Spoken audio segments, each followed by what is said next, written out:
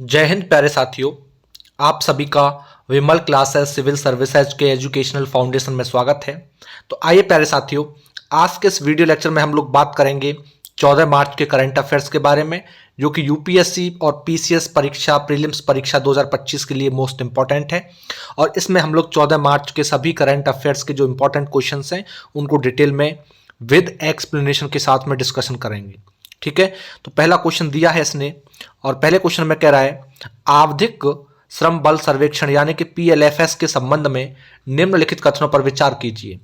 पहला स्टेटमेंट है राष्ट्रीय सांख्यिकी कार्यालय यानी कि एनएसओ ग्रामीण और शहरी दोनों क्षेत्रों के लिए, ठीक है ना, ग्रामीण और शहरी दोनों क्षेत्रों के लिए रोजगार तथा बेरोजगारी विशेषताओं के वार्षिक आंकड़े तैयार करने के लिए पीएलएफएस आयोजित करता है। सेकंड स्टेटमेंट में कह रहा है यह केवल वर्तमान साप्ताहिक स्थिति यानी कि सीडब्ल्यूएस में शहरी क्षेत्रों के लिए 3 महीने के अल्प समय अंतराल में प्रमुख रोजगार और बेरोजगारी संकेतकों का अनुमान लगाता है। तो उपर्युक्त कथनों में से कौन सा या कौन से सही नहीं है। याद रखना, इधर जो बात कर रहा है हम लोगों से राष्ट्रीय सांख्यिकी कार्यालय की, तो जो राष्ट्रीय सांख्यिकी कार्यालय है वो शहरी क्षेत्रों के लिए त्रैमासिक जो अनुमान होता है उसके साथ साथ हम लोग कह सकते हैं कि ग्रामीण और जो शहरी यानी कि दोनों क्षेत्रों के लिए रोजगार और बेरोजगारी इनसे रिलेटेड जो विशेषताएं होती हैं उनके वार्षिक आंकड़े तैयार करने के उद्देश्य से क्या करता है, पीएलएफएस का संचालन करता है। ठीक है, तो पहला वाला स्टेटमेंट हमारा बिल्कुल करेक्ट है। और जुलाई 2017 से याद रखिएगा जून 2018 के दौरान जो पीएलएफएस था उसमें जितने भी आंकड़े एकत्रित किए गए थे उन पर आधारित हम लोग कह सकते हैं कि पहली वार्षिक रिपोर्ट जो है 2019 में मई में प्रकाशित की गई थी। और इसका उद्देश्य क्या होता है, अगर इसके उद्देश्य की हम लोग बात करें तो वर्तमान में देखोगे साप्ताहिक स्थिति यानी कि सीडब्ल्यूएस में केवल शहरी क्षेत्रों के लिए 3 माह के जो हम लोग कह सकते हैं कि जो अल्पकालिक अंतराल हैं उन पर प्रमुख रोजगार और बेरोजगारी जो संकेतक होते हैं, अर्थात कहने का मतलब ये है श्रमिक जनसंख्या अनुपात, आपका श्रम बल भागीदारी दर, बेरोजगारी दर, यानी कि इनका अनुमान लगाना, यानी कि सेकंड वाला स्टेटमेंट भी हमारा बिल्कुल करेक्ट है। तो राइट आंसर इसमें हो जाएगा ऑप्शन नंबर डी, ना तो एक और ना ही दो, यानी कि इनमें से कोई भी गलत नहीं है। अगला क्वेश्चन, अगले क्वेश्चन में कह रहा है निम्नलिखित कथनों पर विचार करें, निम्नलिखित कथनों पर विचार करें। और इसने कहा है पहले स्टेटमेंट में कनेक्टोम अवधारणा तंत्रिका के संदर्भ में एक व्यापक मानचित्र का प्रतिनिधित्व करती है जो न्यूरॉन्स के बीच आदान प्रदान किए गए विद्युत और रासायनिक संकेतों को दर्शाने वाले ब्लूप्रिंट के समान है। वहीं सेकंड में कह रहा है कि कनेक्टोम मस्तिष्क की जटिलता और विशाल डेटा मात्रा के बारे में वैज्ञानिकों की समझ को सरल बनाता है, तंत्रिका विज्ञान तथा तंत्रिका संबंधी स्वास्थ्य अनुसंधान में प्रगति में सहायता भी करता है। तो कौन से इसमें से सही हैं ये हम लोगों को बताना है। तो कनेक्टोम अवधारणा तंत्रिका के संदर्भ में देखोगे तो एक व्यापक मानचित्र का प्रतिनिधित्व करती है जो कि न्यूट्रॉन्स के बीच आदान प्रदान किए गए जो विद्युत रासायनिक संकेत हैं उनको दर्शाने वाले जो ब्लूप्रिंट है उनके समान होती है, यानी कि पहला वाला स्टेटमेंट हमारा बिल्कुल करेक्ट है। क्योंकि मस्तिष्क की जटिलता देखोगे या डेटा की मात्रा देखोगे उनके बावजूद जो कनेक्टोम होता है वो वैज्ञानिक की समझ को काफी इजी कर देता है, सरल बनाता है, जिससे तंत्रिका विज्ञान और जो न्यूट्रोलॉजिकल स्वास्थ्य अनुसंधान जो होता है उसमें प्रगति जो होती है वो मतलब कि सुनिश्चित होती है। क्योंकि कनेक्टोम का मानचित्रण मस्तिष्क की प्रणाली और तंत्रिका प्रक्रियाओं पर देखोगे तो जो अटेंशन होता है वो कह सकते हैं हम लोग जो है कि एक तरीके से डेफिसिट जो हाइपर एक्टिविटी होती है या डिसऑर्डर जो होता है या अल्जाइमर रोग जो मतलब होता है, यानी कि ऐसी स्थितियों के प्रभाव को समझने में ये सहायता करता है, यानी कि सेकंड वाला भी हमारा ठीक है। तो इसका जो राइट आंसर होगा ऑप्शन नंबर सी हो जाएगा। 1 और 2 दोनों। अगला क्वेश्चन, अगले क्वेश्चन में ये कह रहा है कृषि सखी अभिसरण कार्यक्रम यानी कि केएससीपी के संबंध में निम्नलिखित कथनों पर विचार करें। किसके बारे में, केएससीपी यानी कृषि सखी अभिसरण जो कार्यक्रम है उसके बारे में इसने बोला है। और पहला स्टेटमेंट दिया है कि कृषि और किसान कल्याण मंत्रालय तथा ग्रामीण विकास मंत्रालय के बीच कृषि सखी के सशक्तिकरण हेतु एक समझौता ज्ञापन के साथ कृषि सखी अनुकूलन या अभिसरण कार्यक्रम की शुरुआत हुई। सेकंड में वही कह रहा है कि कार्यक्रम में 70,000 कृषि सखियों को पैरा एक्सटेंशन वर्कर्स के रूप में प्रमाणित करने हेतु कृषि सखी प्रशिक्षण कार्यक्रम भी शामिल है। तीसरे में कह रहा है कि कृषि सखियां किसानों और प्रशिक्षित पैरा एक्सटेंशन वर्कर्स का अभ्यास कर रही हैं। वे किसान मित्रों के रूप में काम करती हैं तथा प्राकृतिक खेती और मृदा स्वास्थ्य प्रबंधन के संबंध में उनका मार्गदर्शन करती हैं। तो उपर्युक्त कथनों में से कितने सही हैं, यानी कि इनमें से कितने स्टेटमेंट हमारे सही हैं, ये हम लोगों को बताना है। याद रखिएगा, कृषि और किसान कल्याण मंत्रालय और जो ग्रामीण विकास मंत्रालय है, इनके बीच जो कृषि सखी सशक्तिकरण के लिए समझौता ज्ञापन हुआ है वो कृषि सखी अनुकूलन या अभिसरण कार्य की शुरुआत हुई है। यानी कि पहला वाला स्टेटमेंट भी ठीक है, अपना सेकंड वाला भी ठीक है और तीसरा वाला भी स्टेटमेंट बिल्कुल ठीक है। तीनों के तीनों स्टेटमेंट ठीक है। राइट आंसर हो जाएगा ऑप्शन नंबर सी, सभी तीन, यानी कि तीनों स्टेटमेंट इसके हमारे करेक्ट हैं। ठीक है। अगले क्वेश्चन में ये कह रहा है लीबिया की सीमा निम्नलिखित में से किस देश से लगती है। जो लीबिया की सीमा है वो निम्न में से किस देश से लगती है। ठीक है। और ऑप्शन दिया इसने कूट में दिया है मिस्र, सूडान, चाड, नाइजर, अल्जीरिया। तो नीचे दिए गए कूट का प्रयोग करके सही उत्तर चुनिए। आप लोगों को पता है कि लीबिया की जो सीमा है, उत्तर में देखोगे तो भूमध्य सागर, पूर्व में मिस्र, दक्षिण पूर्व में सूडान, दक्षिण में चाड, दक्षिण पश्चिम में आपका नाइजर, पश्चिम में देखोगे अल्जीरिया, उत्तर पश्चिम में आपका ट्यूनीशिया, इन सब से लगती है। ठीक है। तो इसका जो राइट आंसर हो जाएगा ऑप्शन नंबर डी हो जाएगा। सभी 1 2 3 4 5 सभी की सीमाएं लगती हैं। ठीक है। अगले क्वेश्चन में ये कह रहा है फार्मास्यूटिकल्स प्रौद्योगिकी उन्नयन सहायता योजना के संदर्भ में निम्नलिखित कथनों पर विचार कीजिए। पहला स्टेटमेंट है कि इसे वर्ष 2022 में लॉन्च किया गया, जो दवा कंपनियों को वैश्विक मानकों को पूरा करने वाली दवाओं का उत्पादन करने के लिए अपनी सुविधाओं को उन्नत करने में मदद करता है। सेकंड में कह रहा है कि इस योजना के तहत पात्र ऋण घटक के लिए अधिकतम 9% प्रतिवर्ष, यानी कि अनुसूचित जाति और अनुसूचित जनजाति के स्वामित्व तथा प्रबंधित इकाइयों के लिए 10% तक की ब्याज छूट उपलब्ध है। तो उपर्युक्त कथनों में से कौन सा सही है, इनमें से हमें बताना है कि कौन सा इनमें से सही है। तो हम लोग बात करें PTUAS के बारे में, तो जो कंपनियां हैं, दवा कंपनियां जो हैं, उन कंपनियों को वैश्विक मानकों के जो अनुरूप होती हैं उन दवाओं के उत्पादन के लिए, यानी कि अपनी सुविधाओं को उन्नत करने में मदद करता है। इसे जुलाई 2022 में लॉन्च किया गया था, यानी कि पहला वाला स्टेटमेंट हमारा बिल्कुल करेक्ट है। ठीक है। और योजना के तहत क्या था, जो पात्र ऋण घटक होंगे उनके लिए अधिकतम 5% प्रतिवर्ष, यहां 9% की बात कर रहा है, ये बिल्कुल गलत है क्योंकि 5% प्रत्येक वर्ष। ठीक है। और इधर जो बात कर रहा है कि इन इकाइयों के लिए 10%, वो 10% नहीं था बल्कि कितना था, 6% ब्याज की छूट, जो अधिकतम 10 करोड़ रुपए तक सीमित है। यानी कि दूसरा वाला स्टेटमेंट हमारा गलत है। यानी कि सब्सिडी सार्वजनिक और निजी दोनों क्षेत्रों में अनुसूचित वाणिज्यिक जो बैंक हैं या जो वित्तीय संस्थान हैं उनके द्वारा जो ऋण स्वीकृत किए जाएंगे उनके लिए कम शेष राशि पर अधिकतम 3 वर्ष की अवधि के लिए लागू होगा, केवल और केवल। तो इसका राइट आंसर हो जाएगा ऑप्शन नंबर ए, केवल एक इसका करेक्ट आंसर हो जाएगा। ठीक है। केवल एक इसका करेक्ट आंसर हो जाएगा। अगला क्वेश्चन कह रहा है लोकपाल तथा लोकायुक्त विधेयक 2011 के अनुसार लोकपाल के कार्यकाल में एक अध्यक्ष और अधिकतम संख्या होगी।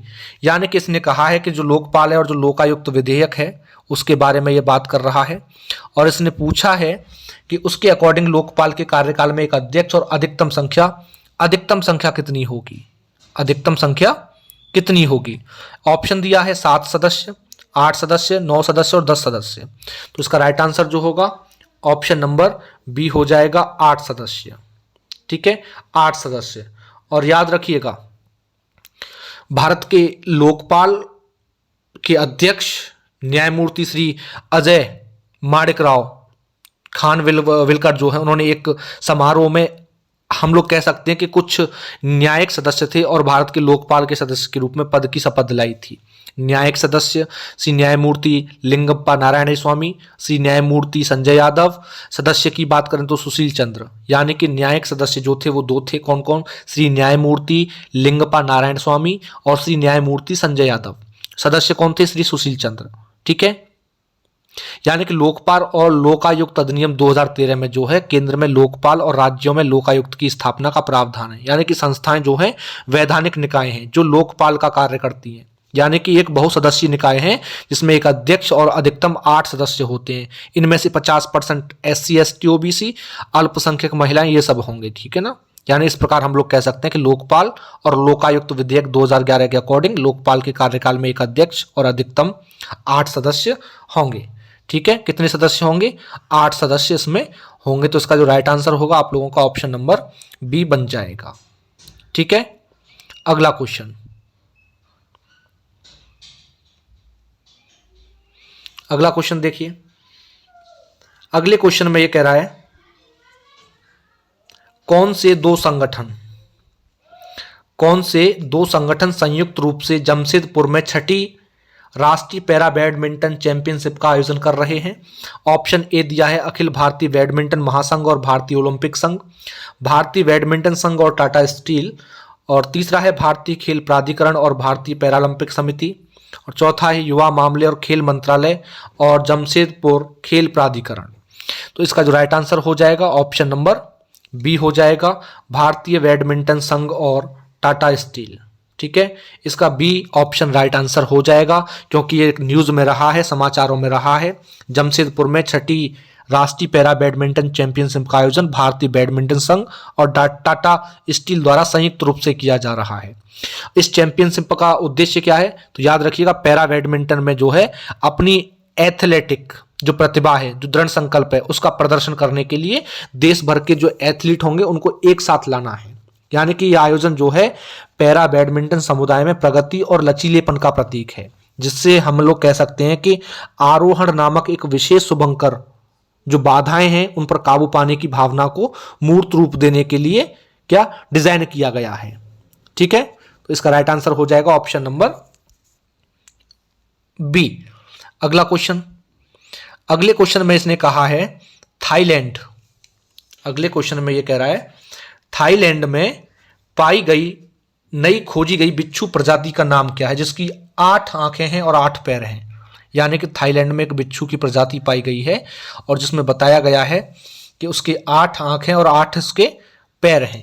तो उसने नाम दिया है यूस्कॉर्पियोपस थाईलैंडिकस या यूस्कॉर्पियोस क्राचान, यूस्कॉर्पियोस माउंटेनिस और यूस्कॉर्पियोस टिम्बुकटू। तो इसका जो राइट आंसर हो जाएगा ऑप्शन नंबर बी हो जाएगा, क्रचान। यानी कि यूस्कॉर्पियोस क्रचान इसका राइट आंसर हो जाएगा।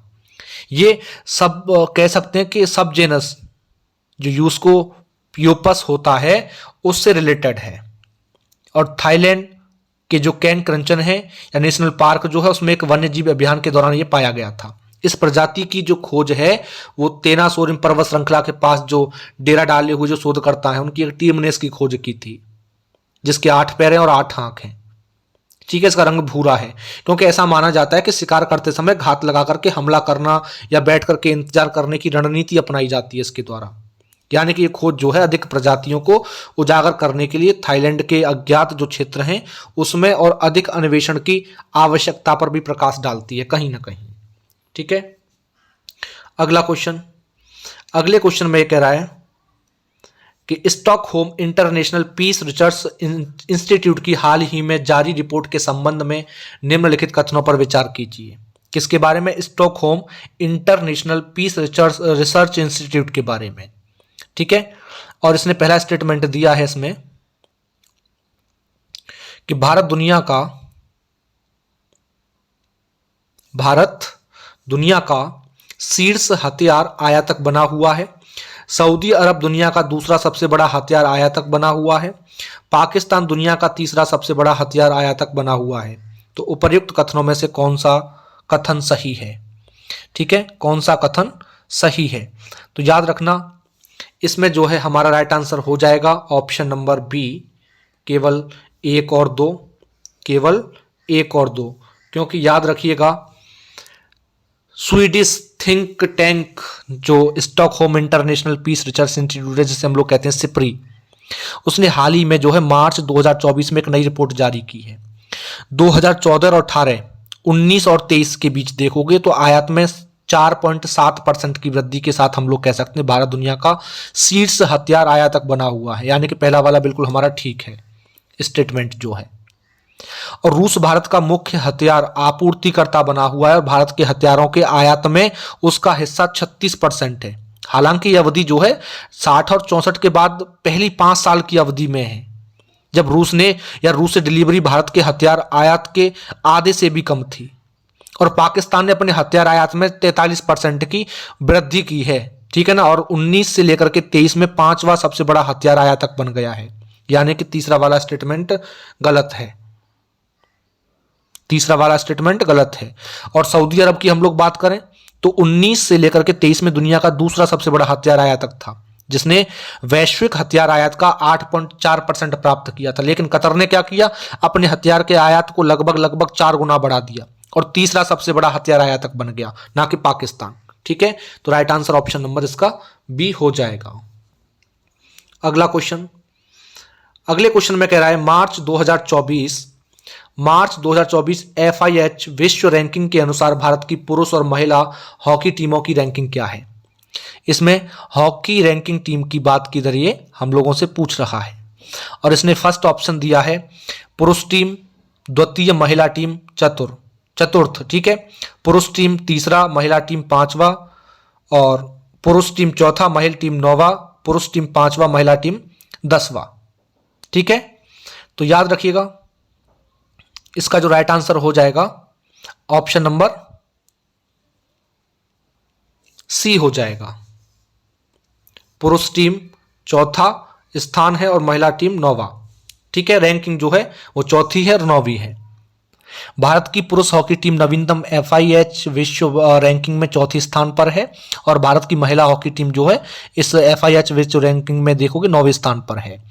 यानी पुरुष वर्ग में शीर्ष रैंक वाली टीम जो है नीदरलैंड है और महिला वर्ग में देखोगे तो वो भी नीदरलैंड ही है। और पुरुष की रैंकिंग में देखोगे तो बेल्जियम दूसरे स्थान पर है, लेकिन महिलाओं की रैंकिंग अर्जेंटीना दूसरे स्थान पर है। यानी रैंकिंग हाल के टूर्नामेंट और प्रतियोगिता में टीमों के प्रदर्शन के आधार पर निर्धारित की जाती है। ठीक है, अगला क्वेश्चन, अगले क्वेश्चन में कह रहा है मार्च 2024 में मुस्लिम कॉन्फ्रेंस जम्मू और कश्मीर यानी कि सुमजी गुट और मुस्लिम कॉन्फ्रेंस जम्मू और कश्मीर यानी कि भट्ट गुट, इन पर किस अधिनियम के तहत मामला दर्ज किया गया है। किस पर मामला दर्ज किया गया है। ऑप्शन ए दिया है इसने हम लोगों को गैर कानूनी गतिविधियां रोकथाम अधिनियम, दूसरा है आतंकवाद निरोधक अधिनियम, तीसरा है राष्ट्रीय सुरक्षा अधिनियम और फोर्थ है इनमें से कोई भी नहीं। ठीक है, तो इसका राइट आंसर हो जाएगा ऑप्शन नंबर ए गैर कानूनी गतिविधियां यानी कि रोकथाम अधिनियम। ठीक है, इसका right answer option number A हो जाएगा, क्योंकि जैसे बताया कि मुस्लिम कॉन्फ्रेंस जम्मू और कश्मीर यानी कि सुमजी गुट और मुस्लिम कॉन्फ्रेंस जम्मू और कश्मीर यानी कि भट्ट गुट, इन पर गैर कानूनी गतिविधियां रोकथाम अधिनियम के तहत मामला दर्ज किया गया है, क्योंकि केंद्र में उन्हें देश की अखंडता, संप्रभुता और सुरक्षा के प्रति पूर्व ग्रहण कह सकते हैं या पूर्वाग्रहपूर्ण गतिविधियों में शामिल होने के लिए गैर कानूनी संघ घोषित किया गया है। यानी कि यह अधिनियम सरकार को गैर कानूनी गतिविधियों में शामिल समझे जाने वाले जो संगठन हैं उनके खिलाफ कड़ी कार्रवाई करने की परमिशन देता है। यानी कि जो अधिसूचना दी गई है उसमें इस बात का उल्लेख किया गया कि इन गुटों ने जो है भारतीय लोकतंत्र का जो संवैधानिक रूप है उससे मान्यता प्राप्त बुनियादी सिद्धांतों को निशाना बनाया है, बाधित किया है। यानी गुट जो है जम्मू कश्मीर को भारत से अलग करने को बढ़ावा देने या लोगों के बीच असंतोष के बीज बोने कह सकते हैं, या स्थापित जो सरकार है उसके खिलाफ कार्रवाइयों को क्या करते हैं, प्रोत्साहित करने में शामिल थे। इसलिए इसका राइट आंसर हो जाएगा option number A. Option number A इसका जो है राइट आंसर हो जाएगा। ठीक है, अगला क्वेश्चन,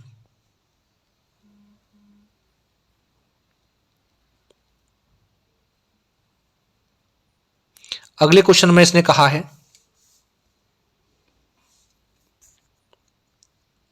मार्च 2024 में भारत शक्ति त्रिसेवाओं का लाइव फायर और युद्धाभ्यास कहां हुआ है। नई दिल्ली, बेंगलुरु, पोखरण और देवलाली। तो इसका जो राइट आंसर होगा ऑप्शन नंबर सी हो जाएगा, पोखरण। ठीक है, पोखरण। इसका right answer option number C हो जाएगा, पोखरण, क्योंकि स्वदेशी रक्षा उपकरणों का प्रदर्शन करने वाला भारत शक्ति अभ्यास राजस्थान के पोखरण में हुआ है। कहां पर? राजस्थान के पोखरण में। प्रधानमंत्री नरेंद्र मोदी जो है उन्होंने अभ्यास देखने के लिए पोखरण का दौरा किया, जिसमें तीनों सेनाओं में स्वदेशी रूप से निर्मित जो रक्षा उपकरण है उनकी शक्ति पर प्रकाश भी डाला गया है। यानी कि इस अभ्यास का उद्देश्य क्या है? जो मल्टी डोमेन संचालन होता है उसमें भारत की क्षमताओं को प्रदर्शित करना और आत्मनिर्भरता पहल के साथ तालमेल बिठाना।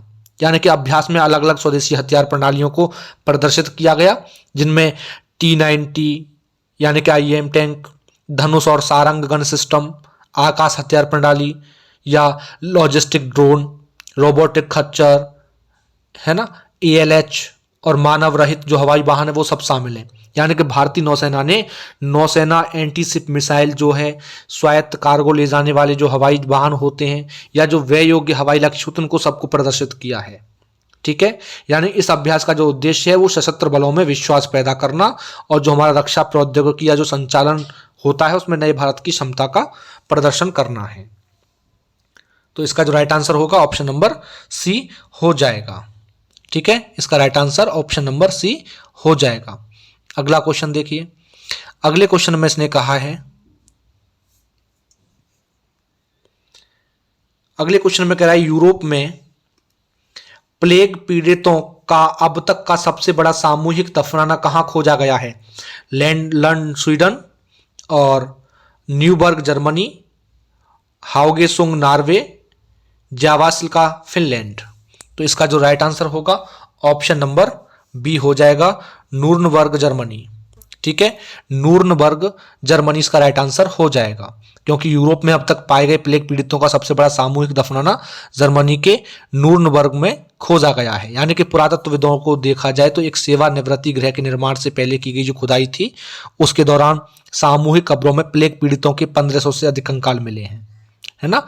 जो दफन थे या जो खोज थी महत्वपूर्ण है, क्योंकि यूरोप में प्लेग पीड़ितों के सामूहिक रूप से दफनाने की सबसे बड़ी खोज होने की संभावना है, क्योंकि दफन गड्ढों की पहचान जो है 17वीं शताब्दी का जो पूर्वार्ध था उसके आसपास की गई थी। हालांकि सटीक डेटिंग उसमें जो है वो लंबे था, उसका पता नहीं चल पाया है।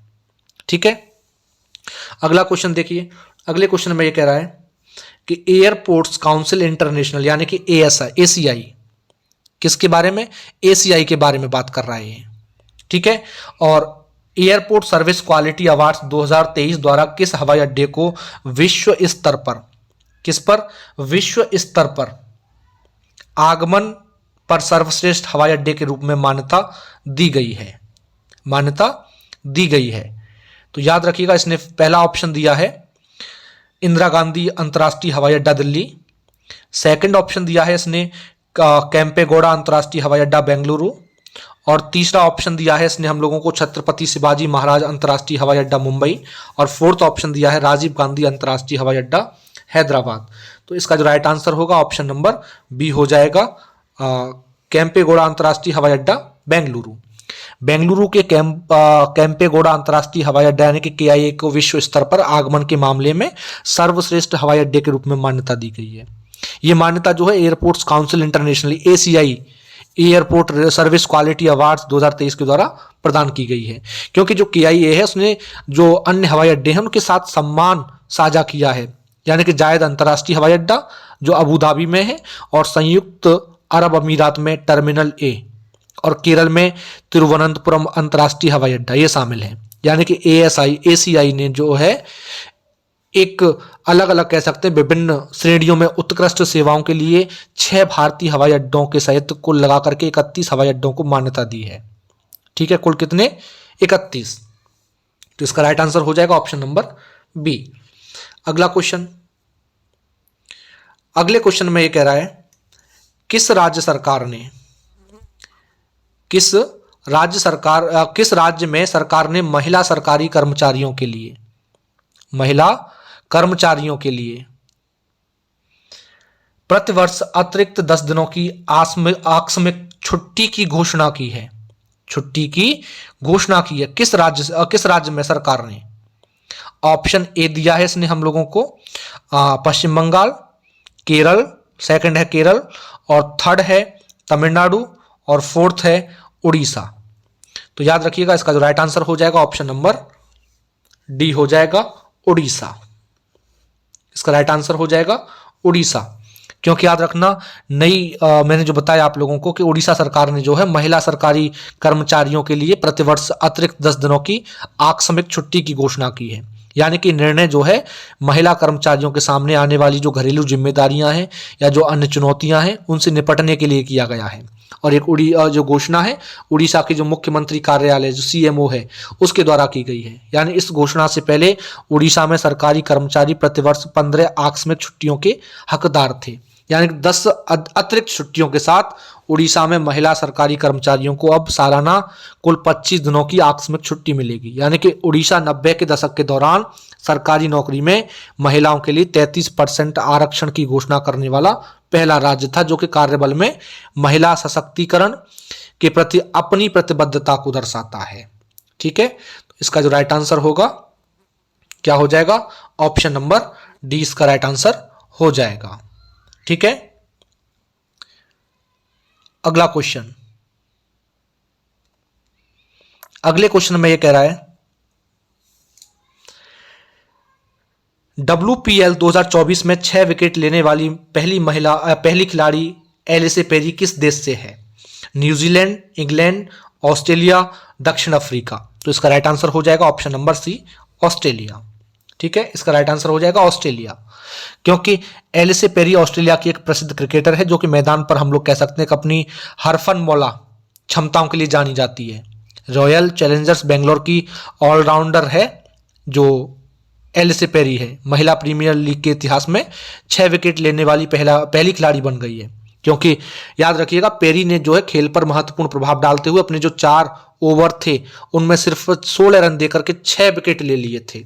उन्होंने मुंबई इंडियंस के प्रमुख खिलाड़ियों को आउट भी किया, जिनमें एस सजना, हरमनप्रीत कौर और आपका अमेलिया कौर, अमनजोत कौर, पूजा वस्त्राकार और नट साइवर ये सब शामिल थे।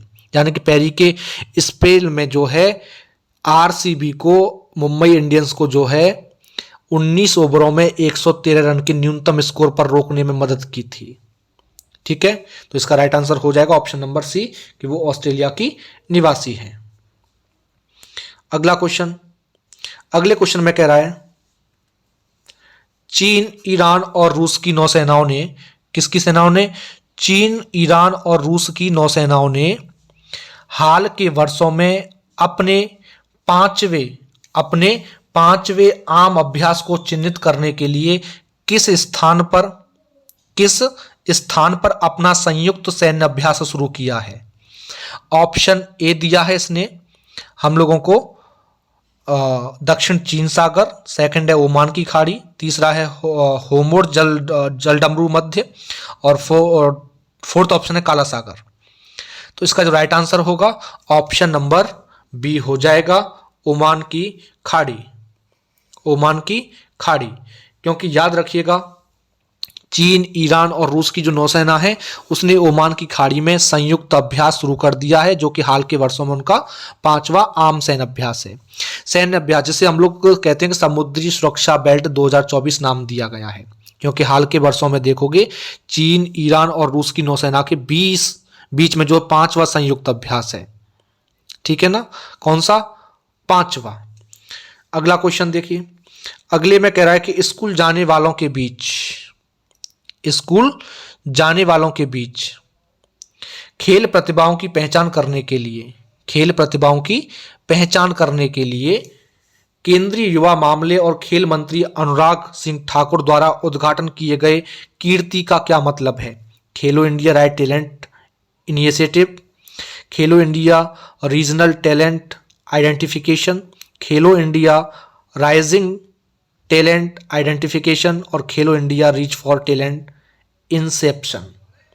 तो इसका जो राइट आंसर होगा ऑप्शन नंबर सी हो जाएगा, खेलो इंडिया राइजिंग टैलेंट आइडेंटिफिकेशन। देश के हर कोने से खेल प्रतिभा की पहचान करने और उनका पोषण करने के उद्देश्य से चंडीगढ़ में कीर्ति कार्यक्रम का उद्घाटन किया गया है। कहां पर? चंडीगढ़ में। यानी कि कार्यक्रम के दो मुख्य उद्देश्य हैं, एक तो प्रतिभा की खोज करना और जो नशीली दवाएं हैं उनकी लत और जो बाकी की जो विकर्षण होते हैं उनको रोकने के लिए खेल को एक उपकरण के रूप में यूज करना। यानी कीर्ति ने जो है भारत के 50 केंद्रों में अपनी शुरुआत की है, जिसमें एथलेटिक्स, मुक्केबाजी, कुश्ती, हॉकी, फुटबॉल, यानी कुश्ती सहित जो 10 खेलों में पहले चरण में देखोगे तो 50 आवेदकों का मूल्यांकन किया गया है। और कार्यक्रम का लक्ष्य अधिसूचित जो प्रतिभा मूल्यांकन केंद्र होंगे उनके माध्यम से प्रतिभा की पहचान करने के लिए पूरे वर्ष में 20 लाख मूल्यांकन करना है ना। तो इसका राइट आंसर हो जाएगा ऑप्शन नंबर सी। अगला क्वेश्चन, अगले क्वेश्चन में कह रहा है कि किस आईआईटी ने जो है ग्रामीण विकास में भू स्थानिक प्रौद्योगिकी और कृत्रिम बुद्धिमत्ता को लागू करने के लिए विशेष रूप से भू प्रहरी परियोजना के लिए ग्रामीण विकास मंत्रालय के साथ क्या किया है, साझेदारी की है। ऑप्शन ए है IIT Bombay, IIT Madras, IIT Kanpur और आईआईटी दिल्ली। तो इसका राइट आंसर हो जाएगा option number D, IIT Delhi. और याद रखिएगा आईआईटी दिल्ली ने जो है ग्रामीण विकास में भू स्थानिक प्रौद्योगिकी और कृत्रिम बुद्धिमत्ता को लागू करने के लिए विशेष रूप से भू प्रहरी परियोजना के लिए ग्रामीण विकास मंत्रालय के साथ साझेदारी की है। यानी कि समझौता जो है ग्रामीण विकास में भू स्थानिक प्रौद्योगिकी और कृत्रिम बुद्धिमत्ता को लागू करने के लिए ग्रामीण विकास मंत्रालय यानी कि एमओआरडी और भारतीय प्रौद्योगिकी संस्थान दिल्ली यानी कि आईआईटी दिल्ली के बीच सहयोग को औपचारिक रूप देता है ये, क्योंकि एमओयू और एमओआरडी इनके बीच देखोगे तो संयुक्त सचिव अमित कटारिया और आईआईटी दिल्ली के प्रोफेसर मनवेंद्र सहारिया इन्होंने हस्ताक्षर किए हैं। ठीक है, तो इसका राइट आंसर हो जाएगा option number D, IIT Delhi. अगला क्वेश्चन, भारत ने व्यापार और वाणिज्य पर अपने द्विपक्षीय संस्थागत तंत्र की स्थापना के लिए किस देश के साथ एक प्रोटोकॉल पर हस्ताक्षर किए और जिससे संयुक्त आर्थिक और व्यापार समिति यानी कि जैटको का गठन हुआ है। तो क्यूबा, मैक्सिको, ब्राजील या डोमिनिकन गणराज्य। इसका राइट आंसर हो जाएगा ऑप्शन नंबर डी, डोमिनिकन गणराज्य। ठीक है, भारत ने व्यापार और वाणिज्य पर जो है डोमिनिकन गणराज्य के साथ अपने पहले द्विपक्षीय संस्थागत तंत्र की स्थापना के लिए प्रोटोकॉल पर हस्ताक्षर किए हैं। यानी कि भारत और डोमिनिकन गणराज्य ने जो है 12 मार्च 2024 को जो हमारे संयुक्त आर्थिक और जो व्यापार समिति है जैटको, उसकी स्थापना के लिए एक प्रोटोकॉल पर हस्ताक्षर किए। प्रोटोकॉल पर डोमिनिकन गणराज्य के जो विदेश मामले हैं उनके मंत्री महामनिश्री रॉबर्टो अल्वारेज और वाणिज्य विभाग का जो प्रतिनिधित्व करने वाले जो डोमिनिकन गणराज्य में भारत के जो राजदूत हैं श्री रामू अब्बागानी, उन्होंने हस्ताक्षर किए हैं। और जैटको की स्थापना का उद्देश्य भारत और डोमिनिकन जो गणराज्य है उनके बीच आर्थिक और वाणिज्यिक जो रिलेशन है उनको बढ़ावा देना, उनको विस्तारित करना है। ठीक है, तो राइट आंसर होगा ऑप्शन नंबर डी, डोमिनिकन गणराज्य। अगला क्वेश्चन, अगले क्वेश्चन में कह रहा है कि राष्ट्रीय बाल अधिकार संरक्षण आयोग एनसीपीसीआर इसने कहा है कि उसने 12 मार्च को अपना 19वां स्थापना दिवस मनाया है। निम्नलिखित में से कौन सा कथन सही है? पहला स्टेटमेंट है कि राष्ट्रीय बाल अधिकार संरक्षण आयोग एनसीपीसीआर के अध्यक्ष श्री प्रियंका कानूनगो हैं। दूसरा है आयोग महिला एवं बाल विकास मंत्रालय के तहत कार्य करता है और 5 मार्च 1992 को चालू हुआ था। तो याद रखना राष्ट्रीय बाल विकास संरक्षण आयोग ने जो है 12 मार्च को अपना 19वां स्थापना दिवस मनाया है। बिल्कुल सही बात है। और उत्सव का उद्देश्य क्या है कि जो एनसीपीसीआर है उसके 19वें स्थापना दिवस को चिन्हित करना और आयोग के परीक्षा पूर्व या परीक्षा पर्व अभियान में देश के अलग अलग हिस्सों के जो बच्चे हैं उनके प्रयास और भागीदार को स्वीकार करना। यानी कि इस कार्यक्रम में श्री प्रियंका कानूनगो यानी कि जो अध्यक्ष हैं इसकी और श्रीमती प्रीति भारद्वाज दलाल वो सदस्य हैं इसकी और डॉक्टर दिव्या गुप्ता वो भी सदस्य हैं, श्रीमती रूपाली बनर्जी सिंह वो भी सदस्य हैं और सचिव कह सकते हो वो जो है, इनके सहित प्रमुख हस्तियों की उपस्थिति भी इसमें देखी गई थी। यानी कि पहला वाला स्टेटमेंट हमारा बिल्कुल करेक्ट है, दूसरा वाला गलत है। ठीक है ना, क्योंकि ये कह रहा है कि आयोग महिला एवं बाल विकास मंत्रालय के तहत कार्य करता है। गलत है बिल्कुल। तो राइट आंसर हो जाएगा ऑप्शन नंबर ए, केवल एक। अगला क्वेश्चन, अगले क्वेश्चन में कह रहा है राजस्थान के मुख्यमंत्री डॉक्टर प्रेमचंद बैरवा द्वारा प्रस्तुत बॉब टॉक कार्यक्रम में promising investor of the year का पुरस्कार किसने जीता? पुरस्कार के बारे में इसने हम लोगों से पूछा है। और याद रखिएगा, ऑप्शन नंबर ए है सचिन सालुंखे, दूसरा है महावीर शर्मा, तीसरा है गिरीश गुप्ता और चौथा है चिंतन बख्शी। ठीक है, चिंतन बख्शी। तो इसका जो राइट आंसर हो जाएगा ऑप्शन नंबर ए हो जाएगा सचिन सालुंखे। कौन? सचिन सालुंखे। राजस्थान के मुख्यमंत्री डॉक्टर प्रेमचंद्र बैरवा द्वारा प्रस्तुत जो वॉक टॉक कार्यक्रम है उसमें सचिन सालुंखे ने जो है promising investor of the year का पुरस्कार जीता है। यानी कि राजस्थान के पर्यटन और निवेश के अवसरों को प्रदर्शित करने के लिए राजस्थान सरकार द्वारा मुंबई और बॉम टॉक कार्यक्रम आयोजित किया गया है। मीडिया और जो व्यवसायिक उद्योग होते हैं उनकी प्रमुख हस्तियों ने इसमें भाग लिया। मीडिया और वीडियो उत्पादन के जो केंद्र के रूप में राजस्थान है उसकी क्षमता पर चर्चा भी की गई थी। ठीक है, और सालुंखे को जो है 104 कंपनियों में रणनीतिक निवेश के माध्यम से भारतीय अर्थव्यवस्था में उनके जो योगदान है उनके लिए promising investor of the year 2024 का पुरस्कार उनको मिला है। ठीक है, तो right answer option number A हो जाएगा। अगला क्वेश्चन, मार्च 2024 में पाकिस्तान के नए विदेश मंत्री के रूप में किसे नियुक्त किया गया है? तो ऑप्शन ए है शाह महमूद कुरैशी, सेकंड है हिना रब्बानी खार, तीसरा ऑप्शन है इशाक डार और चौथा है अशद उमर। और इसने पूछा क्या है हम लोगों से कि पाकिस्तान के नए विदेश मंत्री के रूप में किसे नियुक्त किया गया है? तो इसका राइट आंसर हो जाएगा ऑप्शन नंबर सी, इशाक डार। ठीक है, इशाक डार इसका राइट आंसर हो जाएगा।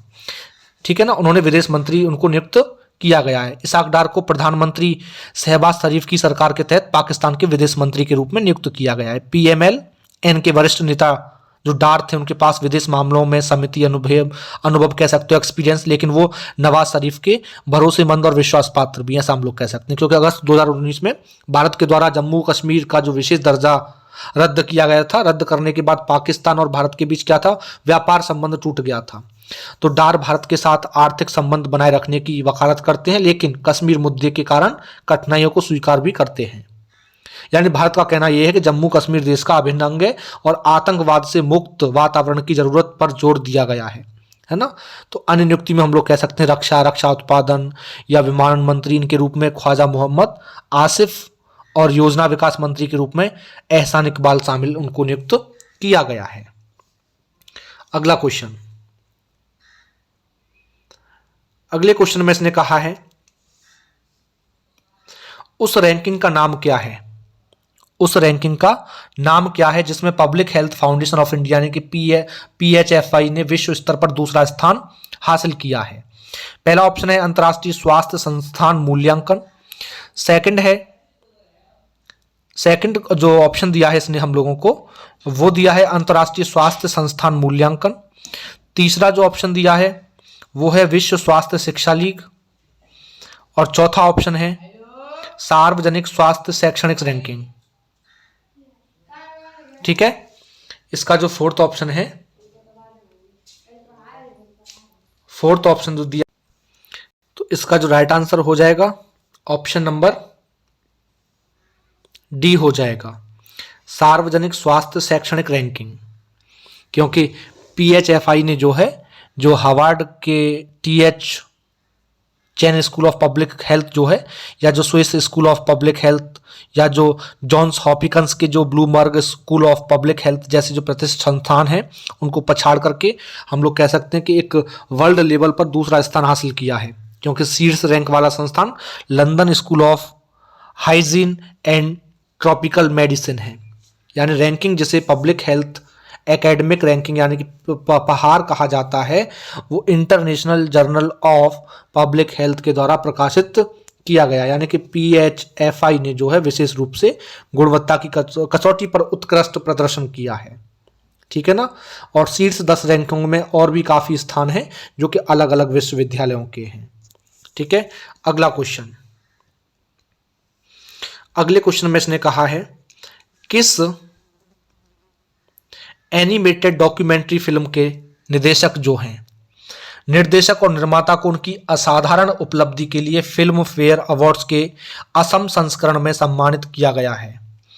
तो इसने फर्स्ट ऑप्शन दिया है हम लोगों को the legend of Bhagat Singh, second है लाचित द वॉरियर, तीसरा है सरदार वल्लभ भाई पटेल और चौथा है the forgotten army. The forgotten army. तो इसका जो राइट आंसर होगा ऑप्शन नंबर बी हो जाएगा, Lachit the warrior. Lachit the warrior, क्योंकि लाचित द वॉरियर फिल्म को उनकी असाधारण उपलब्धि के लिए फिल्म फेयर अवार्ड्स के असम संस्करण में सम्मानित किया गया है। पार्थ सारथी महंत, मीना महंत, इंद्राणी बरुआ, इनको गुवाहाटी में फिल्म फेयर पुरस्कारों के लिए असम संस्करण में सम्मानित किया गया। इन्हें जो है animated documentary film Lachit the warrior पर उनके जो कार्य हैं उनके लिए सम्मानित किया गया है, जिसे अलग अलग अंतर्राष्ट्रीय फिल्म समारोहों में सर्वश्रेष्ठ डॉक्यूमेंट्री के लिए 21 पुरस्कार मिले हैं। ठीक है ना। तो इसका जो राइट आंसर होगा या ऑप्शन नंबर बी होगा, या हम लोग ये भी कह सकते हैं कि फिल्म को जो है गोवा में भारतीय अंतर्राष्ट्रीय फिल्म महोत्सव 2023 में भारतीय पैनोरमा में चुना भी गया था। ठीक है। तो आज के ये थे 25 क्वेश्चन हमारे करंट अफेयर्स के, और उम्मीद करता हूं कि आप लोगों को ये क्लियर भी हो गए होंगे। चलिए फिर मिलते हैं अगले वीडियो में अगले दिन की करंट अफेयर्स के साथ में। आज के लिए इतना ही, धन्यवाद।